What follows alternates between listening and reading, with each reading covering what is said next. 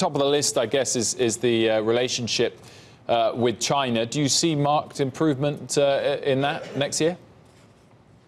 I don't see marked improvement. I think we will see some more meetings, some talk about marginal improvements on tariffs, like we saw perhaps with North Korea last year. But I think it's really important to keep in mind that we don't have just a trade war with China. Right where we are right now is the dawn of a new Cold War with China, between the United States and China. And that means competition on the technology front, economic front, of course, but also military, geopolitical, and ideological. So there is a much more complex relationship that is going south and will continue to get worse in 2019.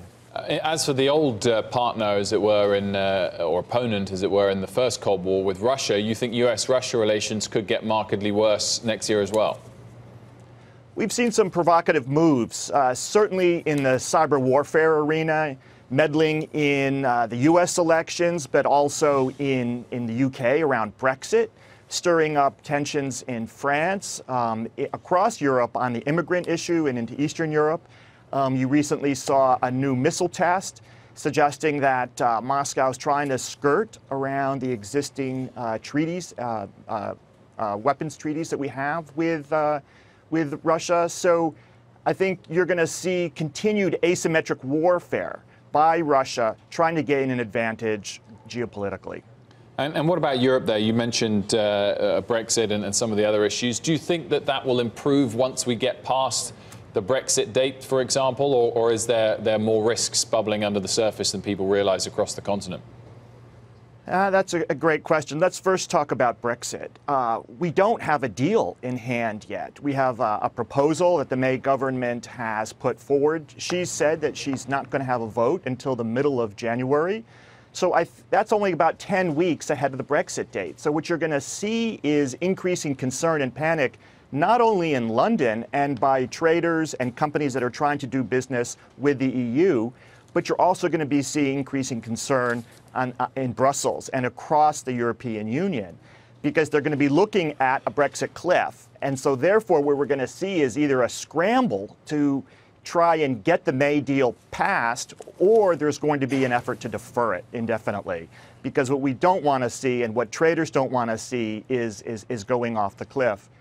But I think what's really important is, will there be a government in the UK ultimately to implement any deal? We've seen the catastrophic fall in popularity and support for the May government.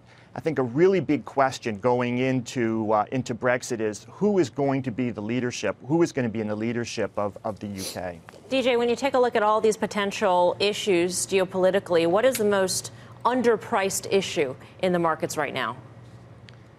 I'd say it's a politicization of technology. If you've looked at the markets over the last few years, certainly in the United States, they've been driven upwards by technology stocks. And what we're seeing is governments striking back, whether it is around privacy in Europe, and privacy, I think, will become a much bigger issue in the United States in 2019. You're seeing countries trying to put ring fences around data and data flow so that they can control it, whether it be in Russia, China, or in Europe. And it's questions of actually who gets to control the technology, who gets to sell it, and to whom. And we're already seeing this in the chips arena. I think that's just the beginning of the kind of government control that we're going to see around technology and critical technologies of the future. So I think technology and the politicization of technology is going to be a big story in 2019.